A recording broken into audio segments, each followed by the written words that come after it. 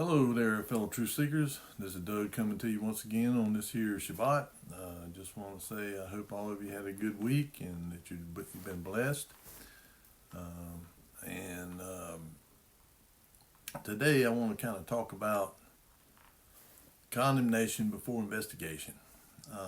And of course, we're all guilty of it at some point, of condemning something before we really investigate it and come to a conclusion or whatever. And one way is of course I've been guilty of, and I guess I owe apology to the preterist, but there's two different preterist directions of thought. One is that everything that's written in Matthew 24, Mark 13, Luke 21 is all allegorical or metaphorical, that it was just spiritual meaning, and that none of this stuff is actually literal. And then there's the literal side. And what is it that the preterists believe is that the tribulation and the millennium has already done happened. And so I've been, again, I thought about it. Okay, I've been kind of condemning these folks, and maybe I ought to look into it a little bit more before I pass a judgment. And one of the things that kind of came up to me, came to my mind when I was thinking about this was awakening. You hear this term now a lot, of people having an awakening. And I believe that what the awakening is, it's not like you have some kind of an epiphany that, I know the big picture now, I get it. No, it's more I think awakening is questioning. It is to question what you've been taught, what you believe, basically what you've been programmed to believe. Because I think it's in Proverbs 22 verse 6, it says, train up a child in the way it should go. When they're old, they will not depart from it. Well, just replace that with program a child in the way that it should go, and when they're old, they will not depart from it. And of course, I'm like all of us, I am living proof of that I was brought up early on, real early, in dispensational Protestant Christianity. And so, this has been programmed into me. And of course, and as an example of just how strong this programming was, when I was first started going to school, first, second, third grade, they were trying to push evolution on us. You come from a monkey, and I was arguing. I argued with them. I'm just a little kid, but I'm arguing with them.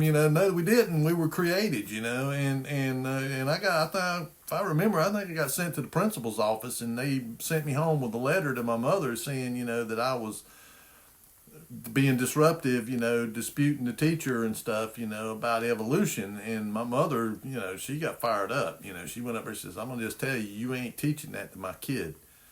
And so they backed off of me, and just didn't, try. Because back then, parents had a little more control over what was being taught to their children in school. They could, if they come up and stood up to them, they would back off. Now it's like they'll try to put you in jail, if you dispute their narrative.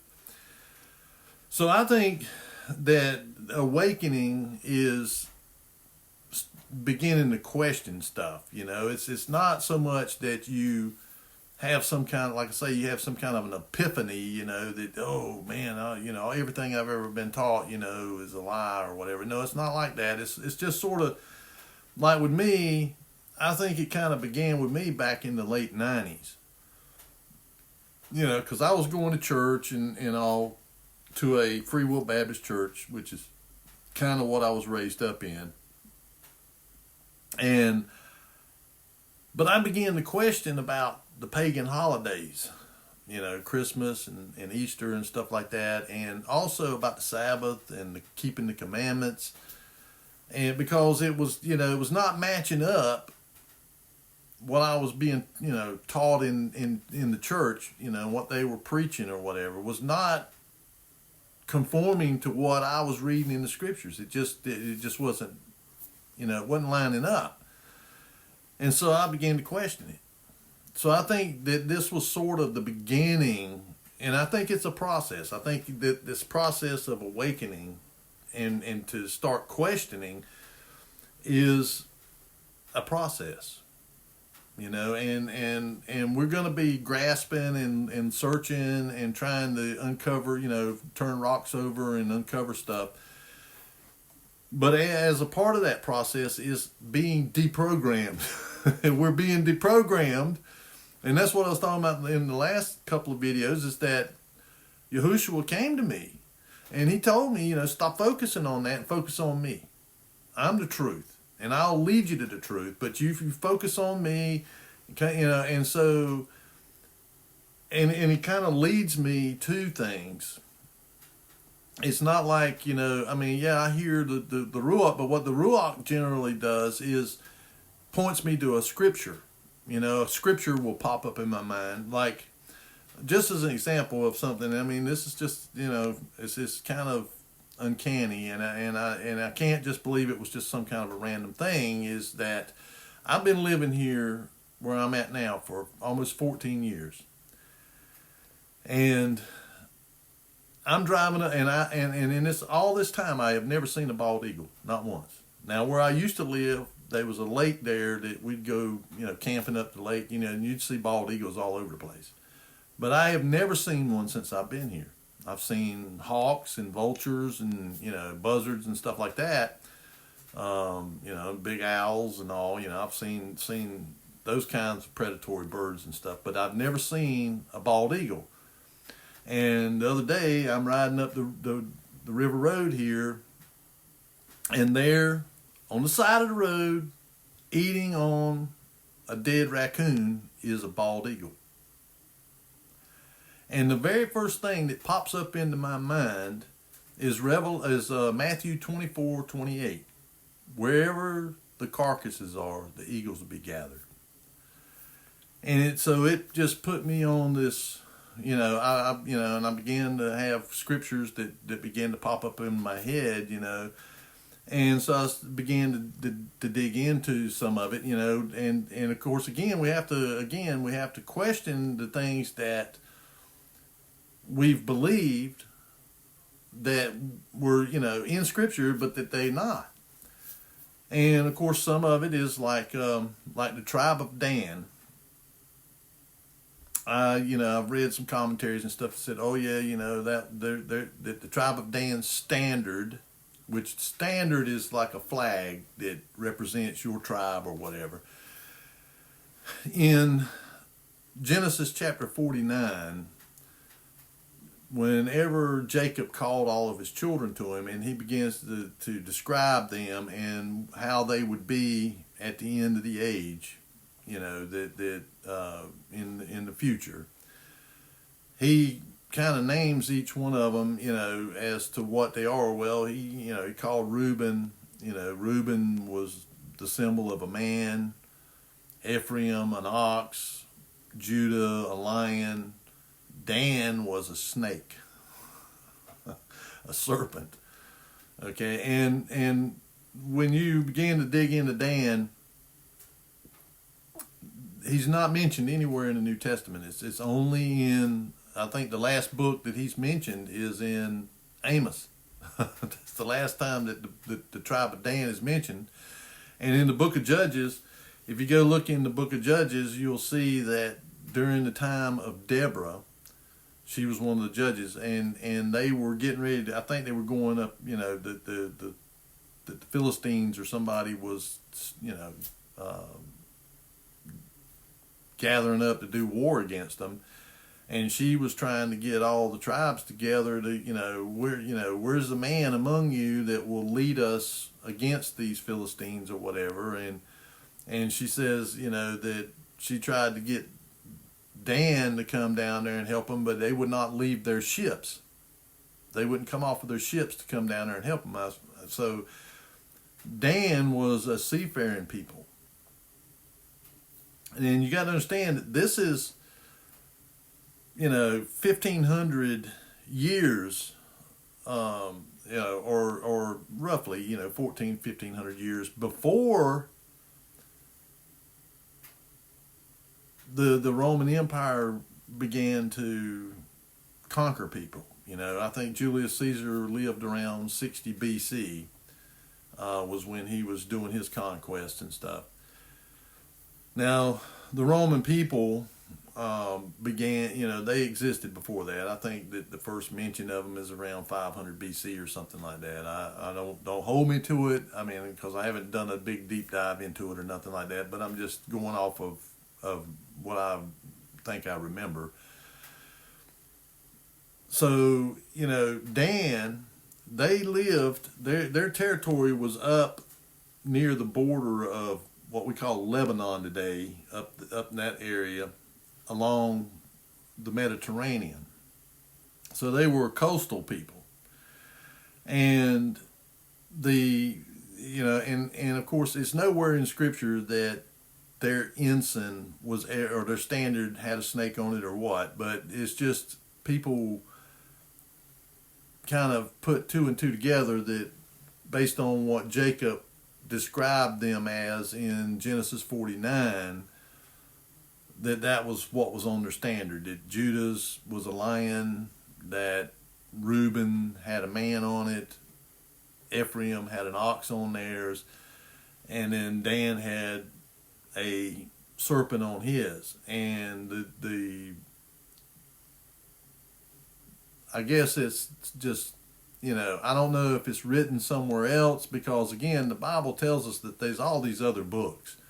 I mean, it's something like 40 some different books it mentions. So, it could be written somewhere in one of them, and that's where people got it from, that Dan was not happy with being described as a serpent, and that they changed their standard to an eagle holding a serpent in its talons. And then ultimately they changed it to just being an eagle. And then there is historical evidence in places that suggests that Dan ultimately began to be, kind of people that, were not conquerors per se, but colonizers. They were colonizing people. They went to Sparta over in the Greek Isles, which wouldn't have been that far away from where they were at. And they settled there, and they became the Spartan people. And then some that actually believes that ultimately they became the Romans, because the Romans' emblem, their standard was an eagle. And then there's other places like over in Scotland and stuff where I think theirs is an eagle. And then you have the Red Shields, the Rothschilds. Their symbol is an eagle. And so I've been, I think it just, that kind of was there. That eagle I saw, there by that carcass was there. And I think in from the preterist perspective, in that Matthew has already been completed. It's all that's been fulfilled.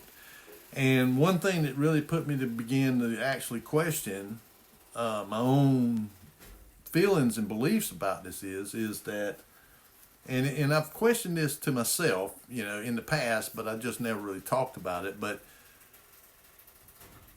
if,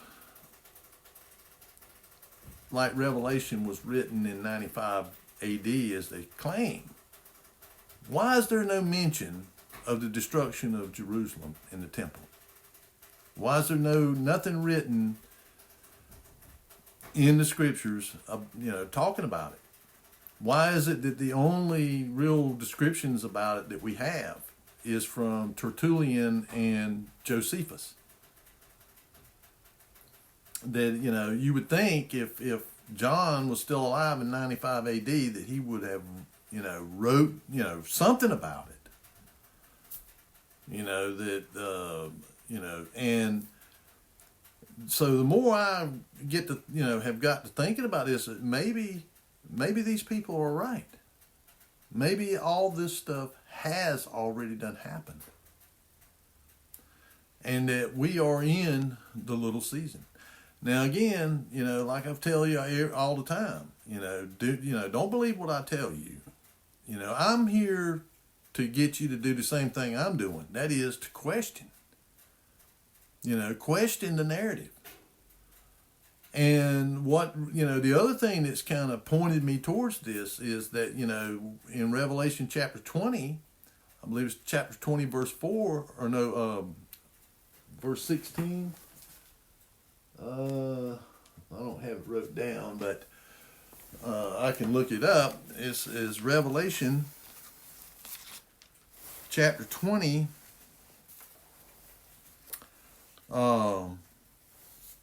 starting at verse 7, chapter 20. And when the 1,000 years are expired, Satan shall be loosed out of his prison, and shall go out to deceive the nations which are in the four quarters of the earth, Gog and Magog, to gather them together to battle, the number of whom is as the sand of the sea. And they went up on the breadth of the earth, and compassed the camp of the saints about, and the beloved city, and fire came down from Elohim out of heaven and devoured them. Okay, so now, if he's released out of his prison, and he's coming out to deceive the people of the four corners of the earth, and to draw them together, one of the things I got to thinking about was, and I've talked about this in the past, is about the United States, about the founding of the United States in 1776. And all of these other things that kind of happened around the same time, the forming of the Illuminati, right around that same period, just a little bit after the French Revolution, and just a whole lot of other things that kind of went on in that same period of time. And then one of the things that I got to thinking about too, and was the interview between Tucker Carlson and Vladimir Putin. Because I'd often, been, from what I've been reading, about this conflict between the West and the Russians, that the narrative is that the Illuminati, the Rothschilds, the banking cartel, they wanted to take over the banking system over there, and the Tsar Nicholas II, I think, Tsar Nicholas II, told them no. That they wanted to control all of the world's banking systems, and they would not, they refused to do it. And so the story is that the banking cartel, through the Illuminati, began to plot and plan the overthrow of the czars. And they created, through Karl Marx, who was Illuminati, they created the Bolshevik Revolution. And that Lenin and Stalin, they were Illuminati. And they were, placed there for that purpose, to stir people up and get this revolution going, to overthrow the czars. So that, their intention was they were just, it was revenge. But they figured then, once they did that, then they could get control of the banking system then. Well, they didn't. And because the communists, they didn't really have a monetary system and a capitalist system. So it was used as a counter to Western Christianity or whatever, to kind of counter it. But when Tucker was interviewing Putin, he gave this long history lesson and about stuff, that was kind of spilling the beans about the narrative that we've been given about history and about, he talked about how that the Russian people had Alaska, the western part of Canada, and where we call Washington, and Seattle and Portland and Northern California, where San Francisco, Sacramento, and all. And there's all these, and on some of these old maps that that predate 1776, and Putin was saying that these people went over there and took control of this way before we supposedly settled the West. In other words, during that revolutionary period, 1776, in that general period of time, is when that we were out there and drove them out and took over that land over there. And that Lewis and Clark was just a smoke and mirrors kind of thing. They sent them out there saying, oh yeah, they're going to go explore the West night, but they already knew what was there. And that San Francisco was a great big port. And they have pictures from that period of time, because in the early 1800s is supposedly when the first cameras or first photography was developed, the daguerreotypes.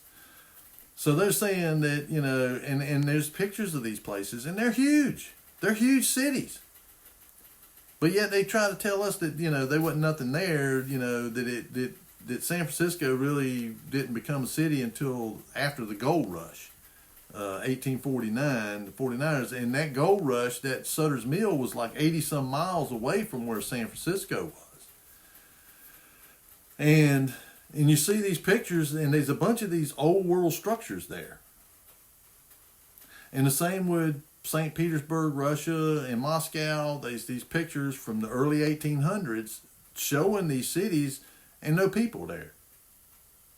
There's no people, but there's these big, huge cities, and they're saying, oh yeah, during that period of time, there was 500,000 people living there or whatever.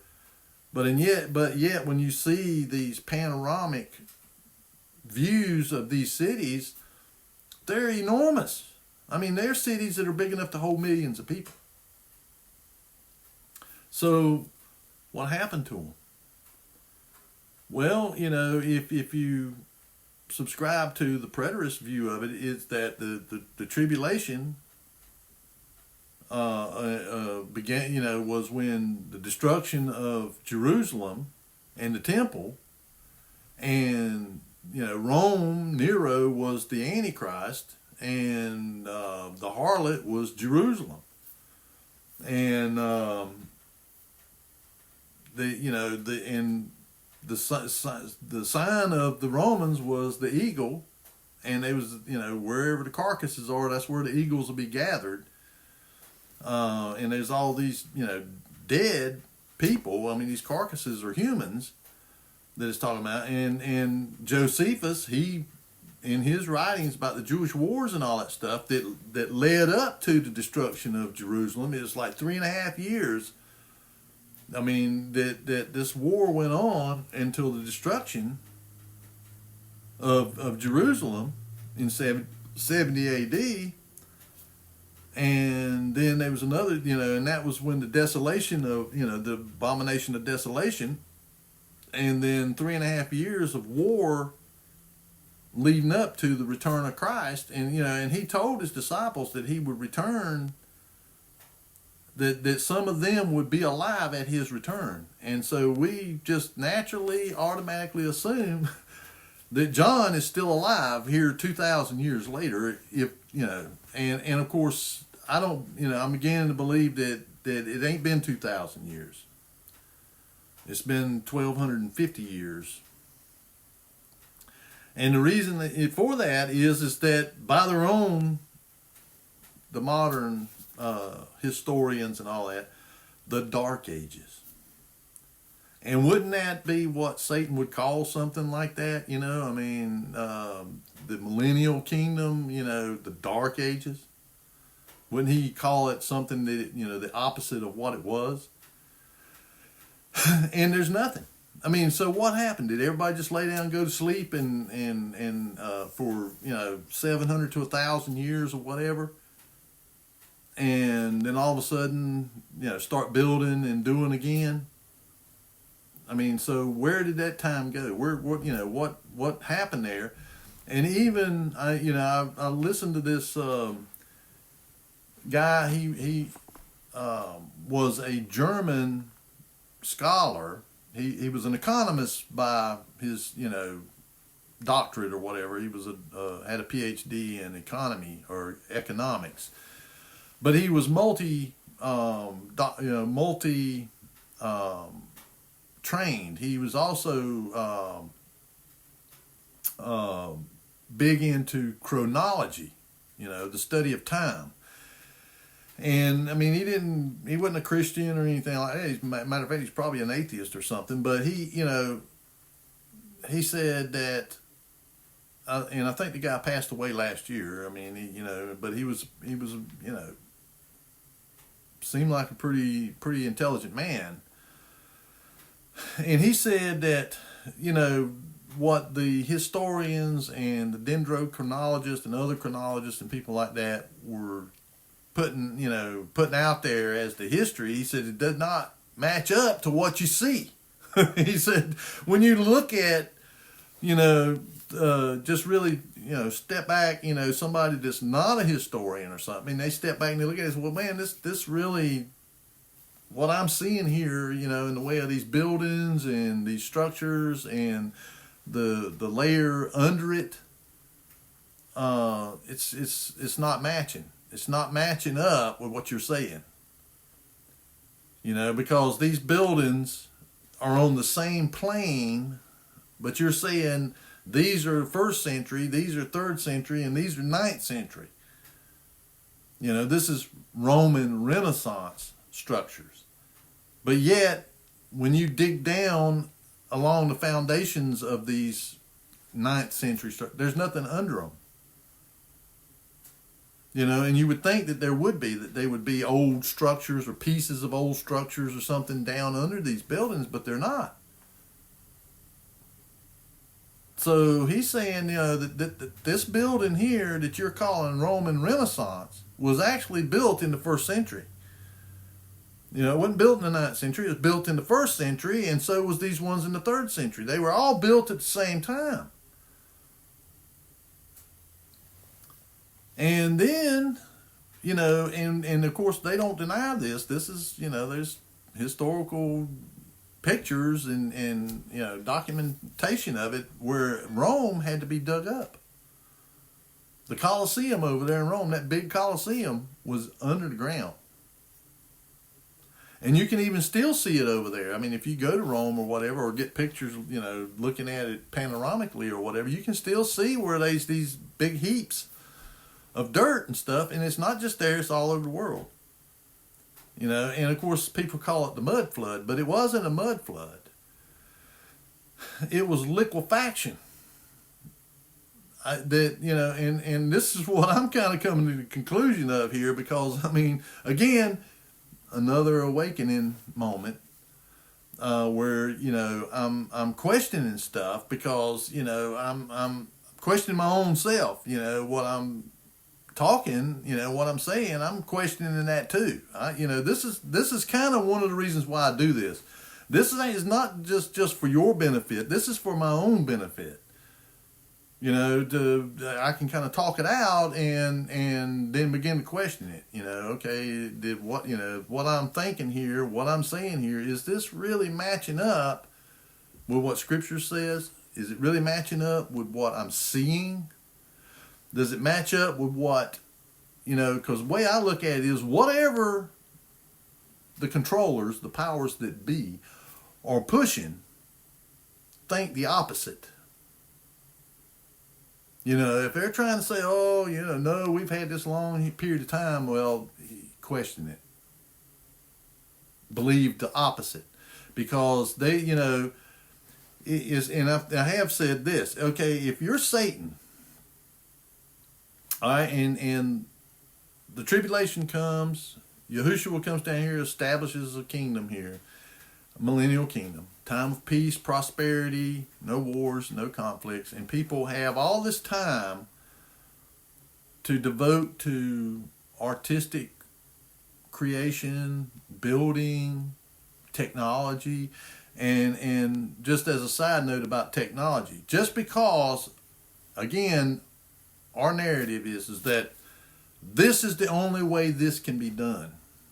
This, you could not do this without this technology. In other words, if you want to build this big building, you got to have a tower crane, you got to have this, you got to have that. You couldn't build it any other way. It takes this technology. Well, see, that's a big lie. And that's the reason whenever they do these archaeological digs and they say, well, we just don't ever find any kind of, technology like the pyramids and stuff like that, how did they build these? And so they just automatically come off with, it just lots of people. It took lots of people when they built it. But when you see like the Great Pyramid that's got this stone that weighs 100 tons sitting up inside of a little space up in there, well, how do you get 20,000 people to drag 100-ton stone up here and set it up in the top of this pyramid in this little tiny space? How do you get 20,000 people in there? You can't. Some kind of technology had to be being used. But if you've been programmed to believe that this is the only way it can be done, it can't be done any other way, then you're, even if you're looking at that technology that was used, you're not going to recognize it for that. You're just going to think it's some kind of an artifact or whatever, and, I don't know what they were thinking when they made this or whatever, it's just somebody's imagination or whatever, but in reality, it was some kind of technology. But we don't recognize it because we have been programmed to think that this is the only way that this can be done.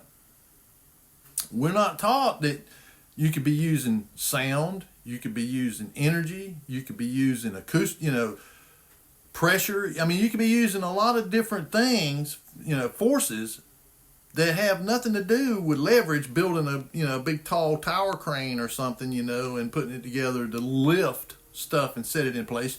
You could be levitating it and moving it into place. And the device that you're using would be unrecognizable. You wouldn't know what you were looking at. You would just think it was some kind of, crazy, something somebody come up with. The same thing with weapons. We just automatically assume that that the Romans and that they were primitive, man, that they were walking around in togas and flip-flops. When in fact, they were probably pretty well advanced because, think about this. If, as our historical record says, that we started as a nation here in 1776, all right, that's 250 years ago. And we went from what we would call today primitive. Horses and buggies, riding horses, donkeys, draft animals. And we go from that to launching rockets, nuclear weapons, nuclear power plants, computers, these phones. All this technology in 250 years. And they want to tell you, oh yeah, we're at the pinnacle of man's, technological development. And that's what they want you to believe. Because they don't want you to question, could this stuff have existed? Well, and that we're smarter, that we're more intelligent, but when everything says that actually we're digressing, we're not progressing, we're degressing from back then. And as I've talked about before about the replicative failure kind of thing, that the further you get away from the original Adam, he was probably at the peak. His capabilities, his knowledge, his intellect was probably far superior to ours. And as you get further and further away from him, it kind of goes down. But when you look at the story of the Tower of Babel, and Yahweh Elohim come down and looked at what they were doing, and he says, yeah, I can see, that the that anything that they imagine to do, they'll do it. They'll accomplish it. Anything. Because they were building this machine, this portal, or this thing to access a portal into heaven, some type of device, but it was a big tower or whatever. And if it was actually literally a tower that would be built all the way up to the heavens, I would suspect that they would have built it on the highest place they could find, and they didn't. They built it down in this valley. No, I think that they were just building it because up above there was some kind of portal or an open, place that could be opened up to where you could get outside of the firmament into the third heaven. And so they are building this device to try and open it up, and no telling what else they were had developed. And that was only about 150, 200 years after the flood. And they lived a lot longer. So, if you got this guy's already, an incredibly brilliant guy that's inventing stuff and creating stuff, and, in our time, he dies at 75 years old, so all his information, all his knowledge, all his technical, prowess is gone. But you got a guy back here that's living to be 400 years old, that's Einstein or a Tesla or somebody, so now you got this guy that's creating stuff. So, they reach this pinnacle, they reach a high level of technological development in a very short period of time. Because again, we're tied to the tree of knowledge of good and evil, so all knowledge is in there. If you know how to go in there and, access it and draw it out, you can, there's nothing new under the sun, nothing new on this earth.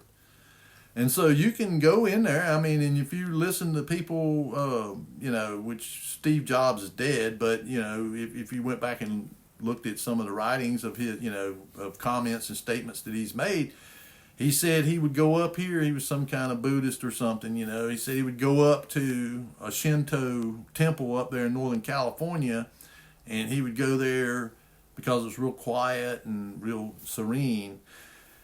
And he would meditate, and he could see, he would focus on the aether, the Akashic record, the prana, whatever you want to call it. It doesn't matter. It's the tree of knowledge of good and evil. And if you wanted to, he was focusing on computers. And he would see them. He would see circuit boards and, hard drives and, displays. All this, and the formulas and the wiring diagram. He would see all this stuff. He was getting it. Same thing Tesla said.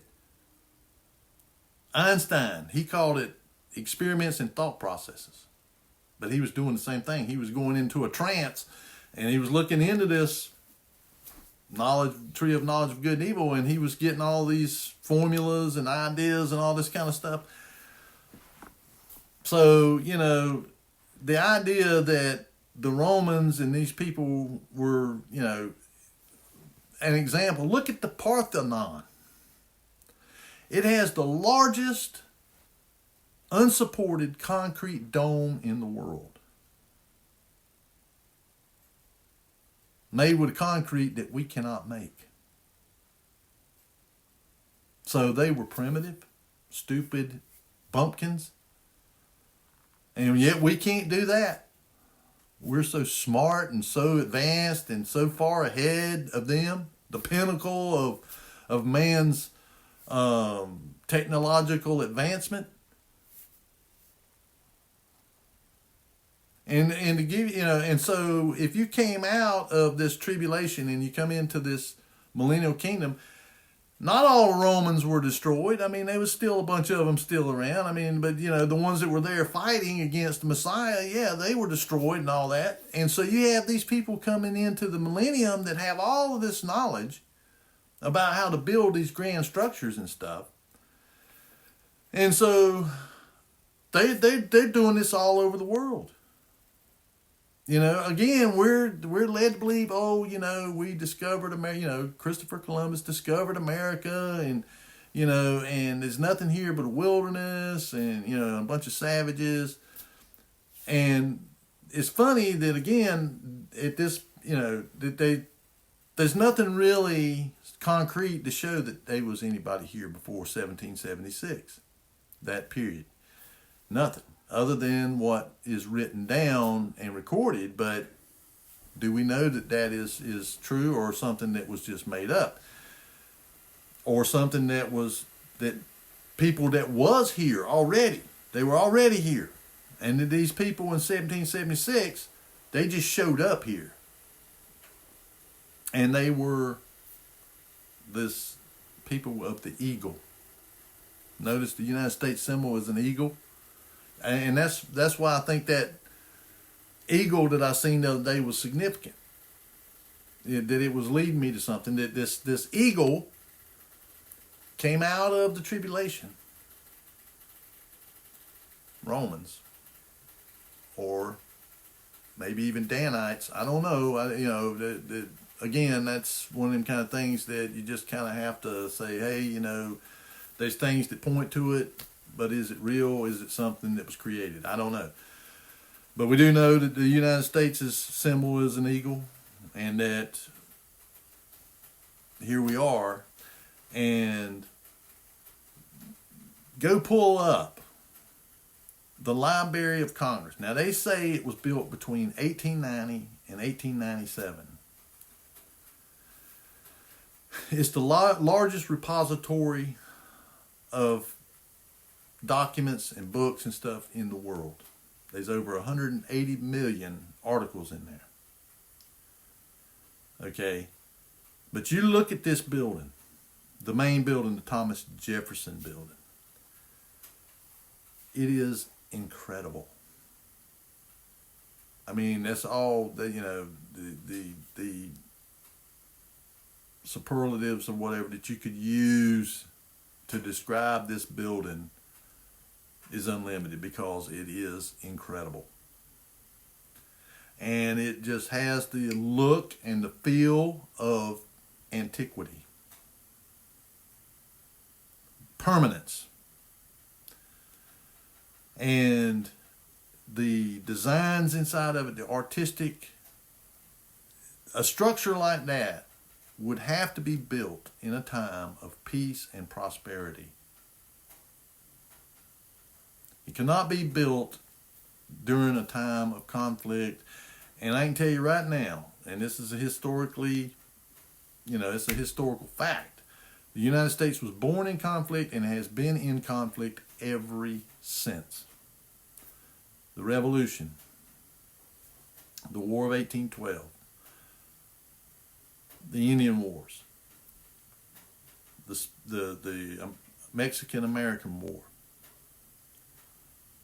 Civil War, again, Indian Wars, Spanish-American War, World War I, World War II, Korea, Vietnam, and we've been in some kind of turmoil, conflict ever since Vietnam. We've been involved in something. Okay? So when have we had a time of peace and prosperity that allowed us to build structures like that?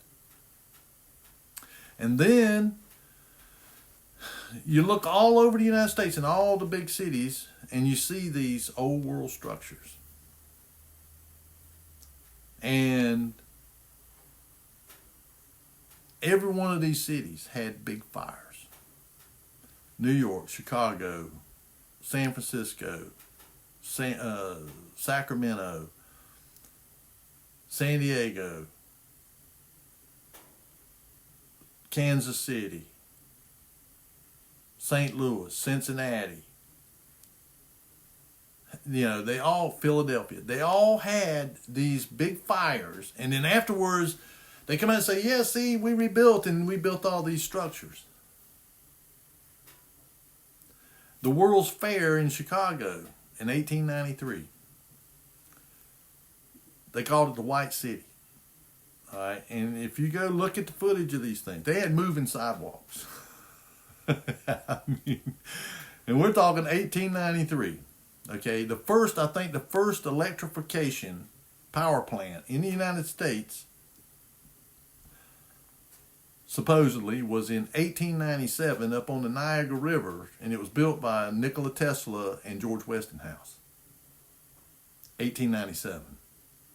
So where did they get the ability to light up this place like Las Vegas? Well, they tell you, oh, Tesla did it. You know, and he invented the fluorescent light bulb and the sodium pressure bulb and mercury vapor bulbs because Edison wouldn't let him use his light bulb because he had the patent on it, and he refused to let Tesla use it because Tesla won the contract to light up the World Fair. And supposedly, he did it in 6 months. He built the generators and built the grid and built the transformers and built all the structures and wire and, you know, and they had no mass manufacturing. They had no ability to mass manufacture copper wire, motors, generators, transformers. It was all done by hand.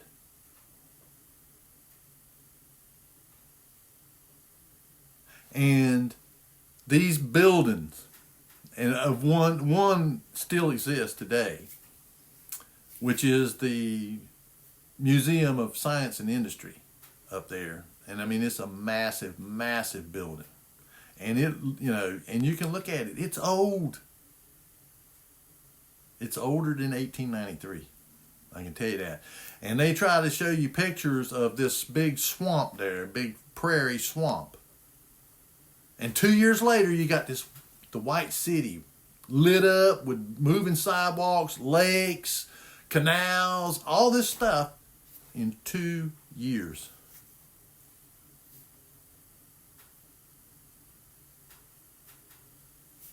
Ain't gonna happen, folks. Some of them sculptures that they had there, and they had them all, they were all over the place. And I've done a little bit of research, not a lot, but a little bit about sculpting marble and stuff like that right there. Now with modern tools, you know, and if you just kind of rush it, you can make a sculpture in a couple of weeks or a month.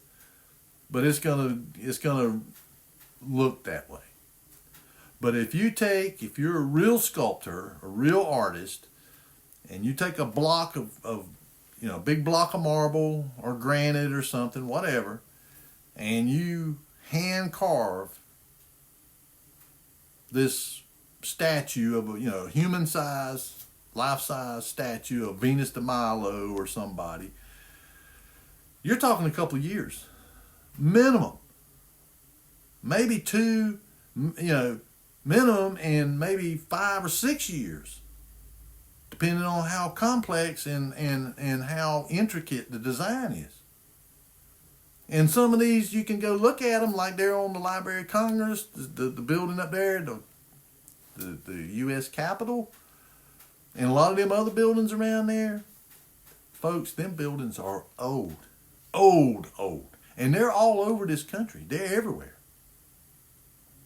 Those buildings were all in Chicago on ancient maps that they found.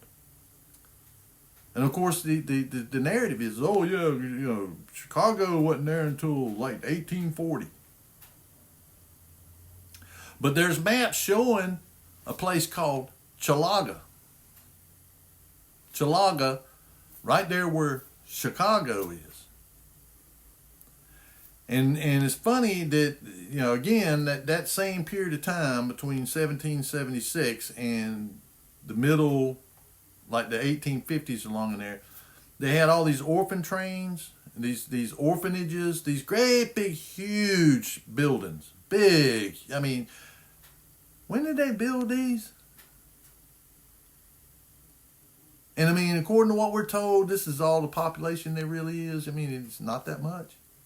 But yet, we're, you know, in these little towns with 5,000 or 6,000 people are building these great big huge schools and courthouses and all this stuff. And the, you know, and our so-called aversion to taxation, I mean, so much so that we dumped all the tea into the Boston Harbor up there over a 3% tax increase, or a 3-cent tax increase on a pound of tea or whatever. And yet we're okay in these massive structures, real ornate. I mean, with features on them that today, from our way of looking at it, would not serve any kind of functional purpose, like spires and these antenna masts and these like cylindrical towers and pyramidal shaped towers and just real ornate. I mean, they would not serve a utilitarian purpose like for an orphanage or for a school. Would you really spend that kind of money and that kind of time building something like that? And they're saying that Thomas Jefferson library there at the Library of Congress, because there's multiple buildings, that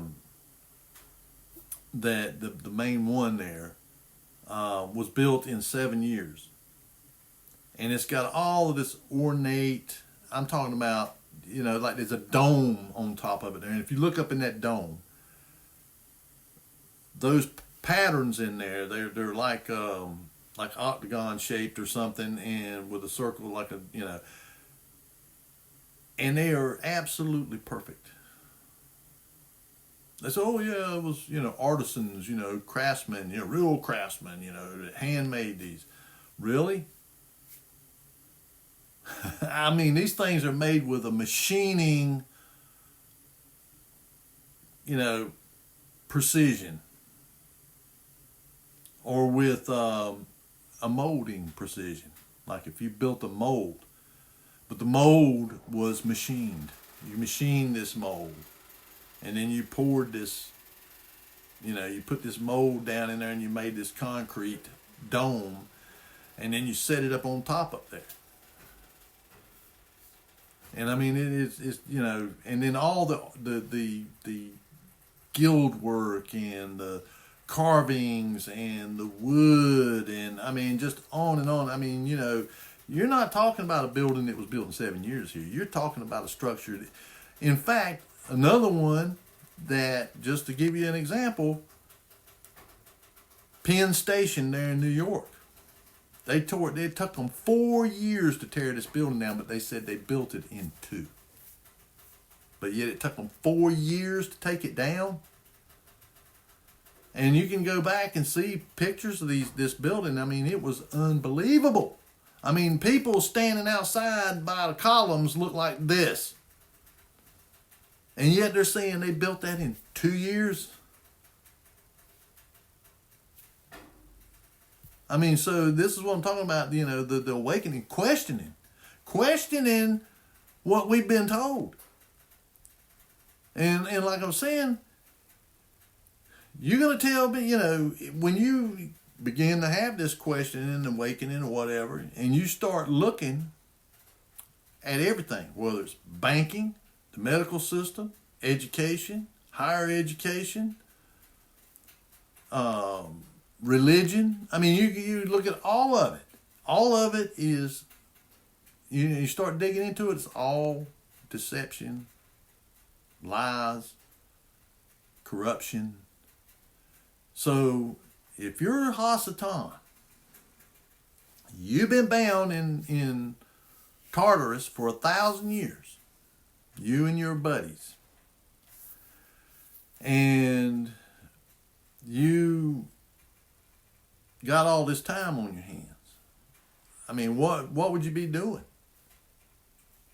I mean, I try to put myself, just hypothetically put myself into their position. I'm this ancient being, with super intelligence that has, that understands how all this works out here. And I'm bound down here for 1,000 years. So what am I going to do? Just kick back in a recliner and smoke cigars and drink champagne and, bide my time until I'm released? Or am I going to sit down there with my buddies and I'm going to sit there and plan out, okay, how are we going to approach this whenever we're released? How are we going to go about deceiving people and getting them to come to do battle against the holy city and the saints? How are we going to get humans to do that? Well, the first thing you got to do is you are going to have to explain away the millennium. You're going to have to explain away these structures. You're going to have to distort the timeline. And how better way to do that than to take the first century and stretch it out over 1,000-year period of time? All this stuff that happened in the first century, you're making it look like that it didn't all happen in the first century. Some of it was in the third, and some of it in the ninth. Like Constantine and stuff. And this guy that I was talking about, this German economist slash chronologist, he said that Constantine, from what he's seen, Constantine lived in the first century. And that Caesars, that all these Caesars that you see that they got labeled out, he said that Caesar was not really the title. I mean, yeah, the emperor used that title, Caesar, but it was, it basically means like leader. So anybody that was a leader over a region or whatever could be called a Caesar. So some of these people that they called Caesars were not emperors. They were just leaders over a region or whatever. And that Constantinople and the 576 or 536, the worst year in history or whatever, was actually 70 AD. When the sky was blackened out, for 18 months, and, the sun and the moon were doing all kinds of strange stuff. That stuff is recorded. But they are telling you that it was later. And so that's how they've done it is that instead of just taking out a whole 1,000-year block of time there and just saying, well, extending it, or whatever, they just stretched these events that all happened in the same century, the first century. They stretch them out and add them in to make them look like they happened at different periods of time, like the 5th century and the 9th century and stuff like that, when in reality they all happened in the first century. And so that's how they've stretched out. And then they've gone around to buildings and stuff and added a number, a letter, a number to the dates on these buildings and stuff. But, it's that kind of stuff that's just made me begin to question that we may very well be in that little season. And that the reason the United States has been, the eagle has been this military, nonstop, constant, in conflict, is to build up the military capabilities, the advanced weapons and more powerful, more destructive weapons. But at the same time, you would make it appear like we're coming towards the tribulation. And that the chip is the mark of the beast, when that's not what it is. The chip, and I talked about this previously, about Yuval Noah Harari, Elon Musk, Michio Kaku, and all that, talking about, connecting us to the cloud, disconnecting us, intercepting our transmission of our thoughts and our memories back and forth, but connecting them to this cloud system, this computing system controlled by AI, implanting these chips in us to create a cyborg army to go up against the holy city and the saints. And that the holy city and the saints, they are up here at what we call the magnetic North Pole. And that's why, when you go on Google Earth, it's blocked out. It's either a big black circle or it just shows you an open expanse of ocean or something. I mean, it doesn't show you what's actually there. And why they don't want us going to Antarctica. And the reason they don't want us going to Antarctica is because that's where Hasatan and all of those cronies of his that were released, that's where their base of operations is. And you have people, and my buddy that this is a subscriber on here, that we talk quite often, because he's sort of my soundboard and all, to listen to some of the stuff that I, hypothesize or propose or whatever. And he said that,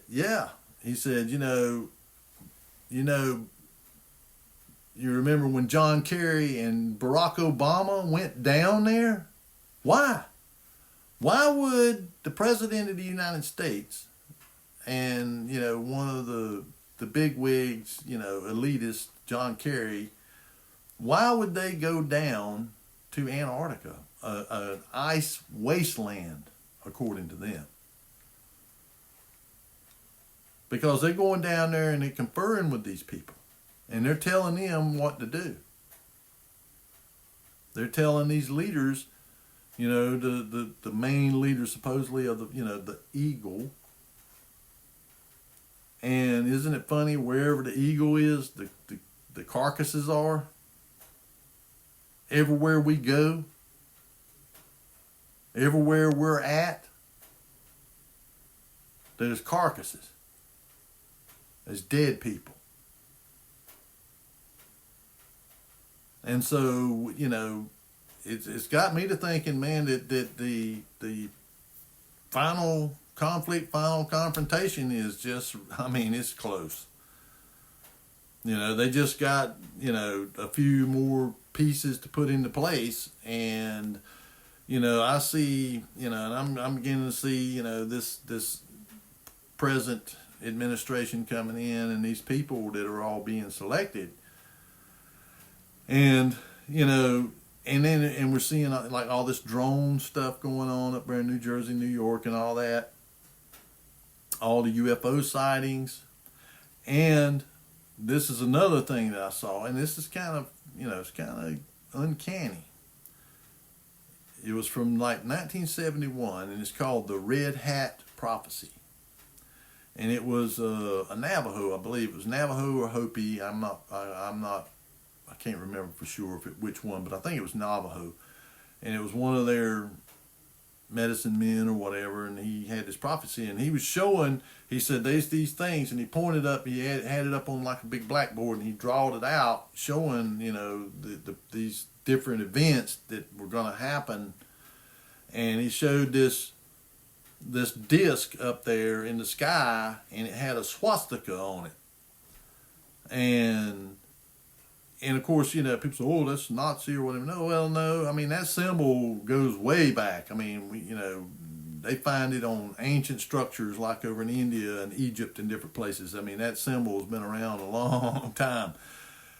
I think it's the symbol of Hasatan, but, his symbol. And what they're showing, and what he was saying is these things are going to come down and they're going to divide the earth up into 4 quadrants. And they're going to get rid of these people,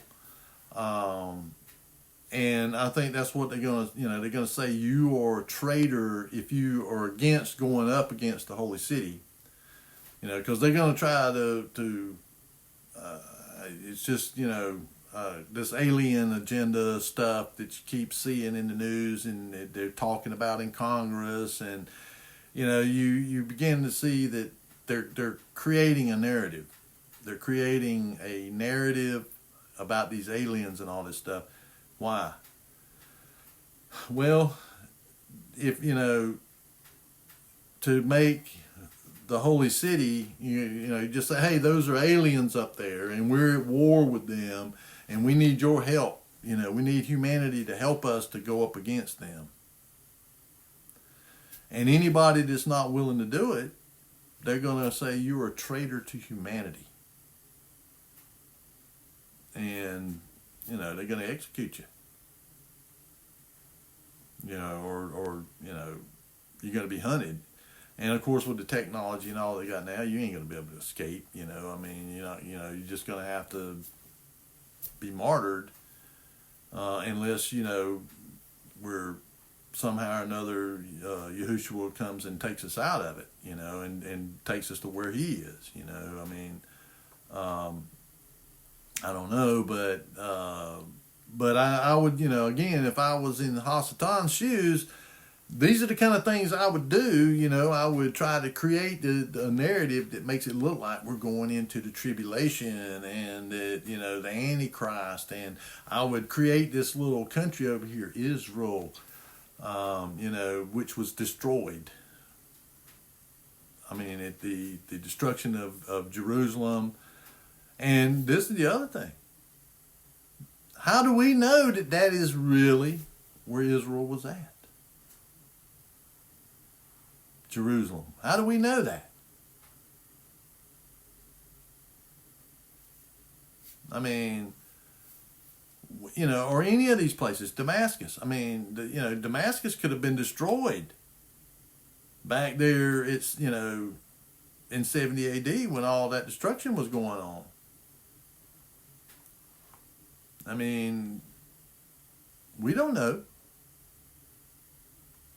We get the, you know, and that's what I'm talking about, questioning the narrative that they have created. I mean, again, you've had this all this time, and like I said, you know, they had these people that they back there early on that they put into these insane asylums.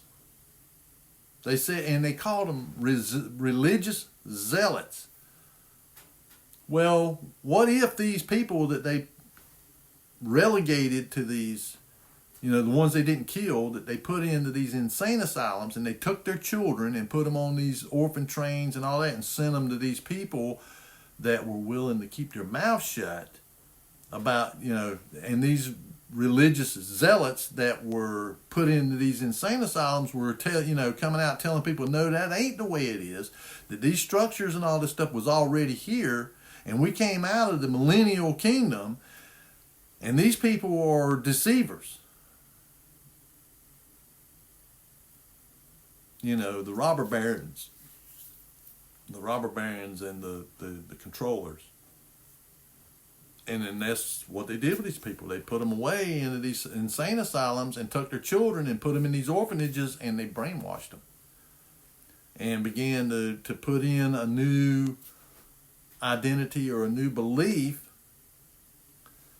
and then sent them off to these farms and different places that they wanted to, you know, they wanted to use them for labor. So they sent them to these farms where these people that went along, that came out of the millennium or whatever, and they were willing to go along with Hasatan's plan. They, you know, and they were people that all along throughout the millennium, they were just biding their time, you know, because it said he would rule with a rod of iron, so they had to just maintain and stay civil and not cause any trouble. But just as soon as the millennium was over, there was this great shaking, this great earthquake, and it liquefied, you know, it was liquefaction, and all of these structures and stuff sunk down into the ground. That's the reason you can look at these pictures all over, I mean, all over the world of them digging out these, you know, and even now, there's a lady that lives up there in Vancouver, she said you can go down by the coast down there and you can see these buildings where there's these, you know, in the side of a hill, there's these windows in there that were, you know, in this part of this building going up, and it's buried, these, you know, and these windows and stuff are, you know, she said it's bizarre. I mean, so, you know, the point I'm making is that we have to question everything. We have to question everything that we have believed and been taught, and I think that's what the awakening is, folks, is a questioning the narrative, questioning what you believe, and, you know, rereading it and seeing it, you know, and the one thing that's really kind of just keeps jumping out at me is that why if the book of Revelation was written in 95 AD, why is there not any mention whatsoever of the destruction of Jerusalem? I mean, that would have been a major, major thing. And you would have thought that John would have mentioned it. What if John was in tribulation and he was, and that Revelation was written in like 65 AD, before the destruction of Jerusalem? The Bible as we know it was finished.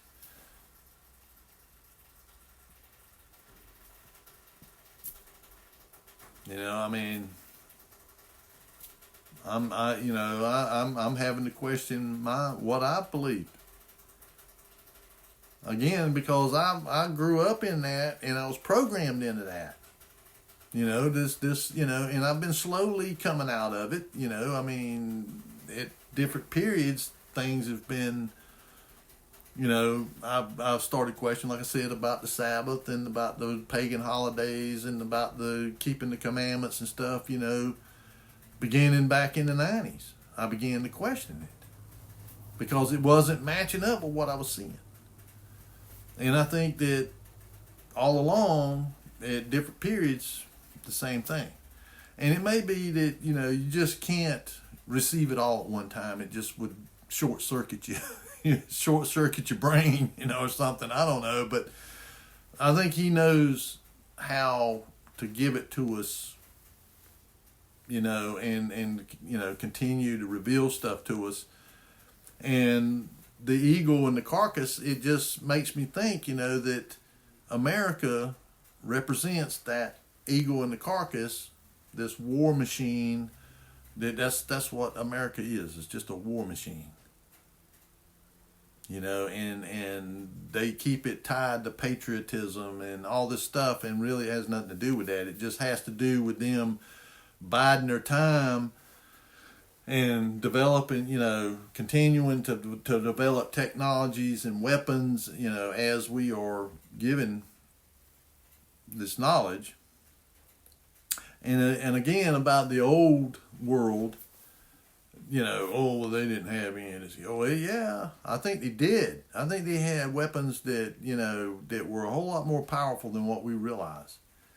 And they've even found these things, these cylinders and stuff, and they don't really, they kind of try to claim that they're like cannons or something. Well, maybe they had cannons back then or whatever. No, these things are not like cannons. They're big. They're huge. You would have had to have a crane or something to put a cannonball in one of these things. I mean, they're that big. Now, they were something else. They were some kind of energy weapon or something. But again, it comes down to, if they had a technology and it was just something different, we wouldn't recognize it. We wouldn't recognize it for what it is. It would just be a different way of doing the same thing, but you're using some other kind of method. And then not only that, on the back of a dime, you can look on the back of a Lincoln or a Roosevelt dime. And there's a thing, and I think they're on the Mercury dimes too, but there's a thing on there, it looks like a torch. They got a flame on it, and it's a bundle. It's got these straps around it, and it's a bundle like a tubes. But it's called a fascia.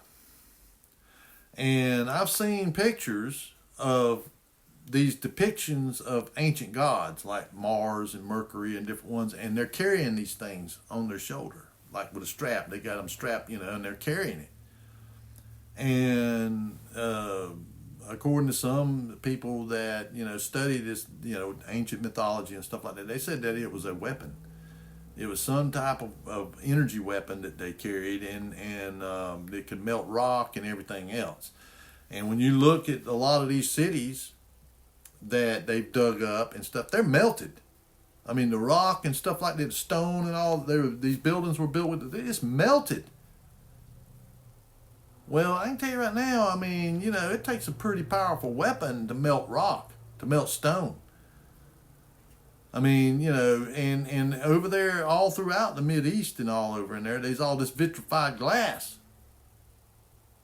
And, and from the atomic bomb tests that were done here, the Trinity tests and stuff out there in Nevada, afterwards they found all this vitrified glass, and it wasn't there before. So the intense heat from nuclear blast vitrifies glass. And, when you read where it talks about how in the scriptures talk, I think it's in Ezekiel or maybe Zechariah where it talks about columns of smoke, like, going up and they rolling out like scrolls. Well, that sounds like a nuclear weapon. And it also, there's a scripture that talks about the flesh melting off of their bodies and the eyes burning out of the sockets and the tongues boiling out of their mouth and all that kind of stuff. That sounds just like a nuclear blast. So, was a nuclear blast going on back then? I mean, because we see all this evidence and it can't, modern science cannot really give a viable explanation for it. How does this vitrified glass and melted rock? And, Yahushua was saying that no flesh should be spared. Were they way more advanced than what we've been led to believe? I mean, that's what, again, if I put myself in the shoes of Hasatan, that's the kind of stuff I would try to discount anything like that. Oh, no, they were too primitive, they didn't have that ability and all that kind of stuff. Well, we don't know. We don't know what kind of ability they had or what level of technology. I mean, again, if we develop what we have in 250 years and they had, 500 or, 600 years, 700 years to develop. And not to mention the fact they're conquering people everywhere. They're, and I believe that the Roman Empire in those days was worldwide. They were everywhere. They were over here. They were over in Asia. And this is funny too. You can go look this up. I mean, don't take my word for it, folks. You can go see these actual photographs. And if you didn't know that it was Beijing, China, you would think it was Rome. There's all these buildings and all these structures over there and these pictures and it's Beijing, but they're Roman. They're Roman style buildings. So you see, I mean, you got to question all of it. You got to just, everything that again, the programming that we've had done to us. I think that's the awakening is being awakened out of that, and the beginning of questioning everything that we've been taught, and going back and revisiting the scriptures and looking at them with a different set of eyes. And so, that's my 2 cents. I just kind of had to, give an apology to these preterist people because they may not be wrong. Especially the ones that are literalists. The ones that want to allegorize everything. I don't really buy that. I just think there's too much physical evidence to prove otherwise. That it wasn't just allegorical. And the more you kind of, because I'm one of these kind of people, I'm a big picture kind of guy. I can't really gather something out of just a little piece of something, I mean, I like to grab a piece, this piece, and this piece, and this piece, and I start kind of trying to put them together, and then I begin to see a bigger picture.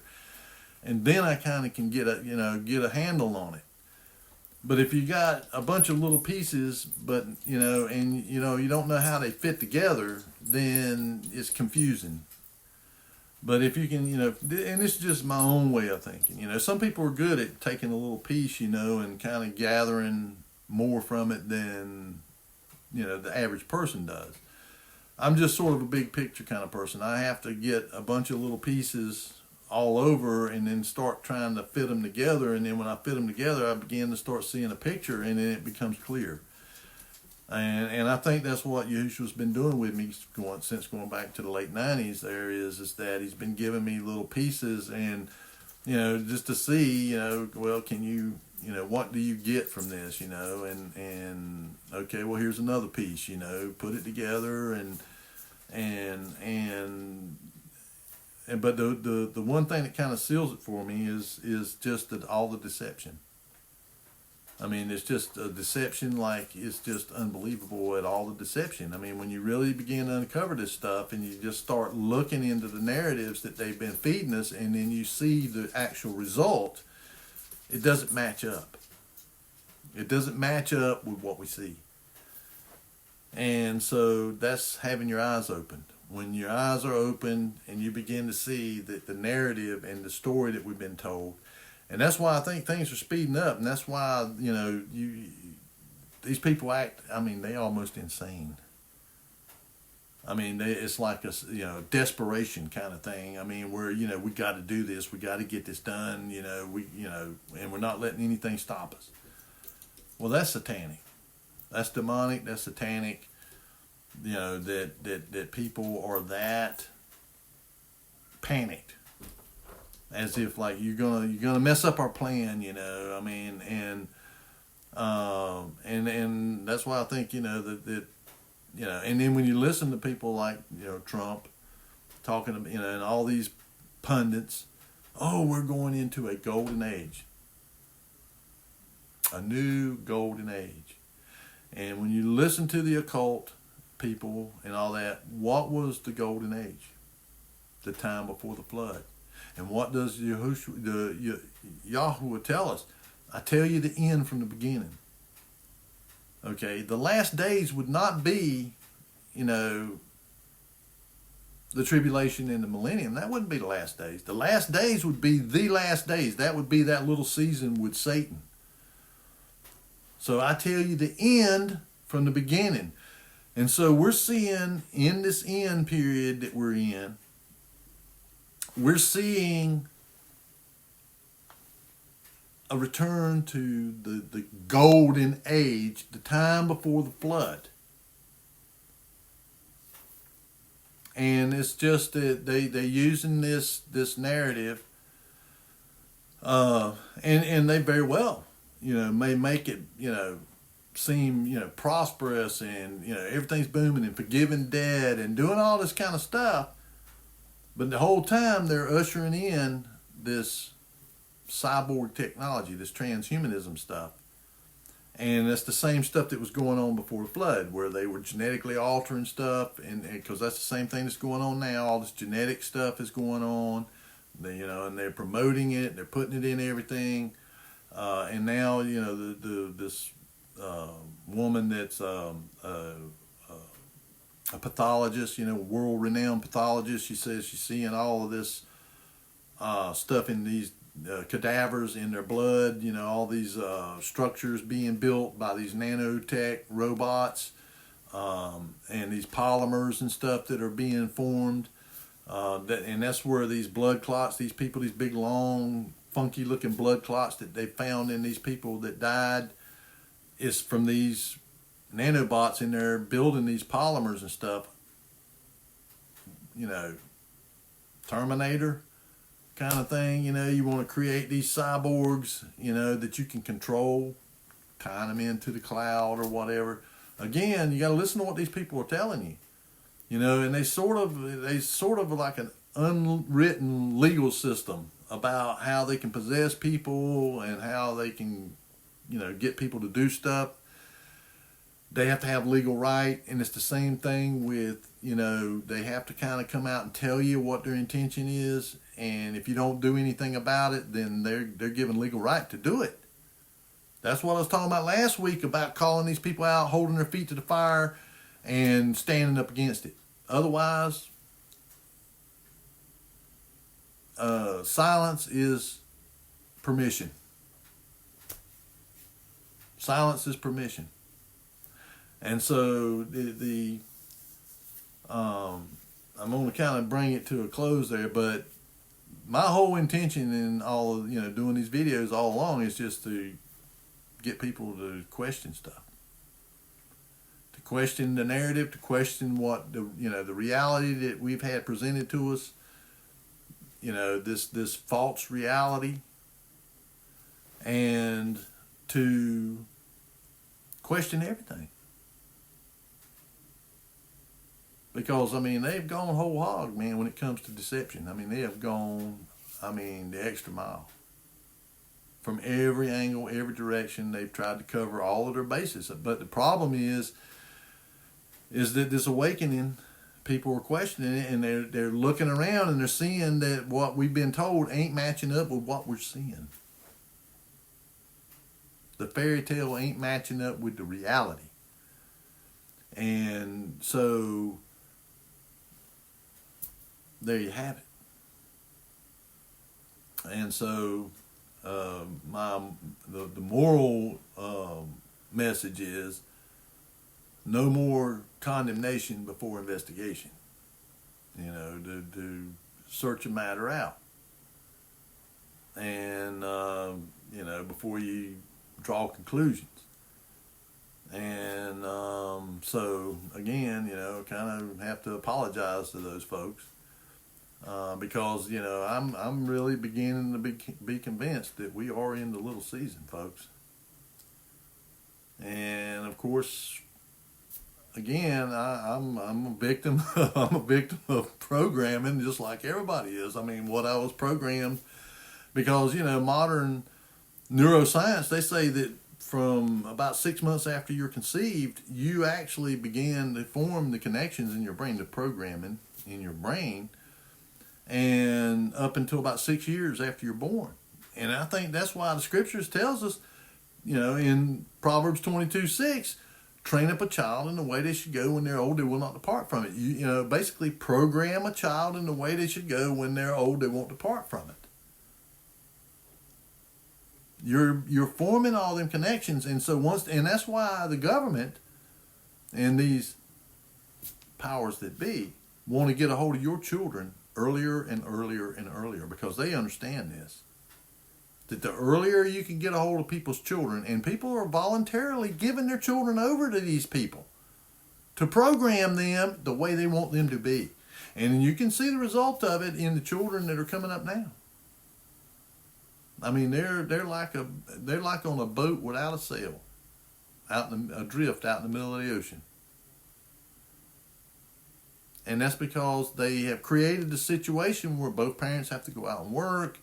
The kids become latchkey kids, and they begin to more and more, you know, they say, oh, well, you know, let's put your kids in kindergarten, you know, and so they go into kindergarten, and then, oh, well, you know, we ought to have preschool for your kids, and now they're teaching your kids, they're programming your kids rather than you doing it.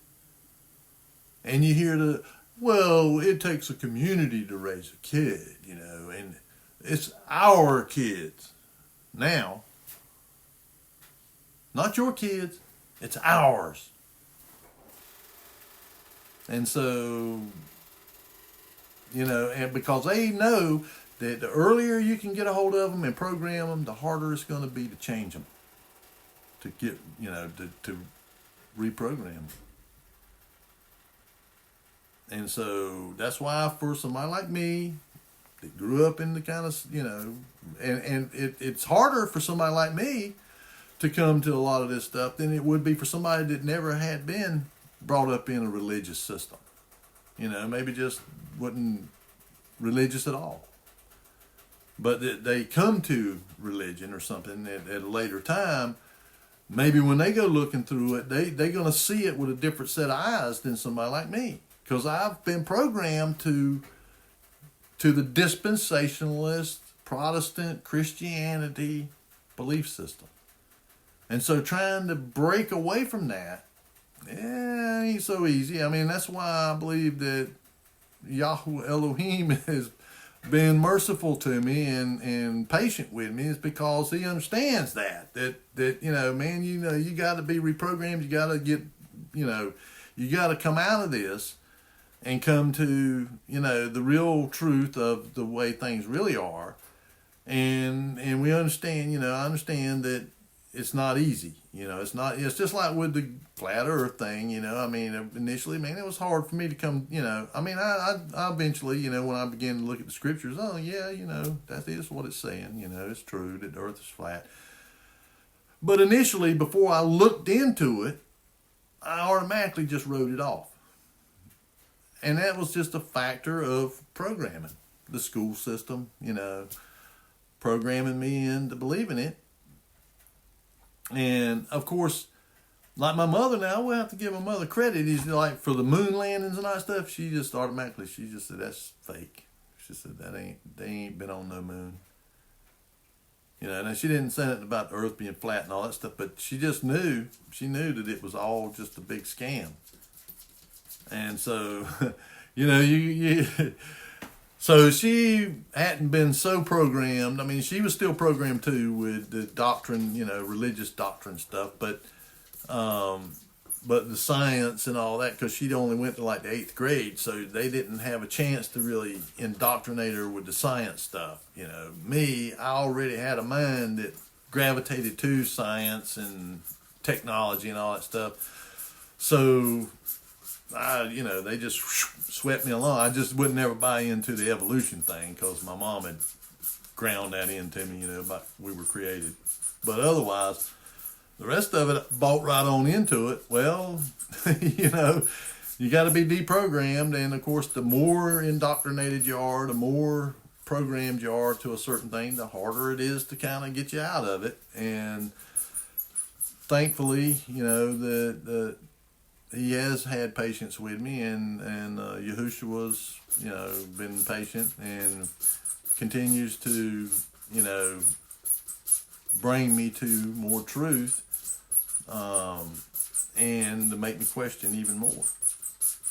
And so I just can't help but believe that that's where we're at, and the one thing that kind of seals it is just all the deception.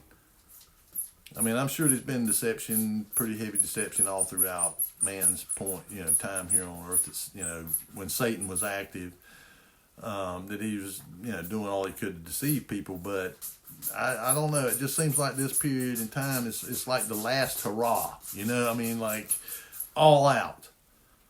Before he knew he had time, so, he can work, and deceive as many people as he can deceive. But, this last, it's like the last hurrah.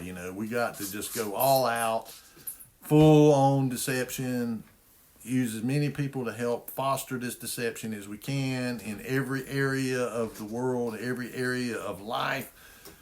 Boom. And so that's kind of what's got me to believing that even more than just like the scriptural stuff, even though I believe scripture, don't get me wrong, but it's just the deception. Just how incredible the deception is in everything and everywhere. So it just makes me feel like we're coming to the end of it. The last, like I say, the last hurrah. Satan's going all out. He ain't pulling no punches. He ain't, and now he knows that there's this awakening going on, that people are beginning to question everything. And so I think he's going to accelerate, and he may, he's going to do something to try to get rid of, the naysayers and the people that question, you're a traitor to humanity, you're a hater, you're, whatever they're going to create. So I guess we'll see. But like I said, a couple weeks ago, keep your eyes on Yahushua. And he's not going to lead you astray. And, one thing too, I'll leave you with. People say, well, how can you know, how can you test the spirits? Well, it's real simple, folks. Anything that is contrary to Yahushua, anything that leads you away from him, that directs you away from him, is a false spirit. Because the Ruach is going to always point you to him and to his words. And so anything that takes you away from that, anything that takes you away from Elohim, that draws you away from it, that points you to something other than that, that's false. That's lying spirits. That's what discernment, really boils down to. That's how you discern, is anything that will try to take you away from the truth that is in Yahushua. You know, the simplicity that is in Yahushua. Anything that tries to take you away from that is deception, is a lie. And so any spirit or voice, your own mind, or any other kind of spirit that tries to take you away from that is evil. Because the Ruach is never going to do that. Everything that he does is going to lead you to truth. It's going to lead you to Yahushua, to the Father. It's not going to lead you anywhere else. And so I've done run this out longer. I wanted to try to keep it around an hour, but I didn't. Got to rambling. But I love you folks. I hope you'll be blessed. You know, I hope that you will be able to navigate this deceptive world that we're living in and come to the truth, that you'll question everything, you know, because I believe that, again, that is a part of, that is what the awakening is the beginning to question it all, question the narrative, question, you know, the history, question these structures. I mean, you know, when you begin to question these things, you know, the timelines that they're saying they're building these things in, and all these fires that were everywhere, and, you know, and afterwards, oh yeah, we built these big old buildings, you know, in 2 years or something. When carving one of these ornate, you know, statues takes at least 2 years, you know, with that kind of detail and craftsmanship, you know, minimum 2 years. So, you know, they just, you know, and so they know they're losing this narrative, that it's, you know, more and more people are awakening to this deception, and that are questioning everything, you know, the religious system, the monetary system, the economic system, the school system, you know, everybody that's questioning all this stuff is people that are awakened. And so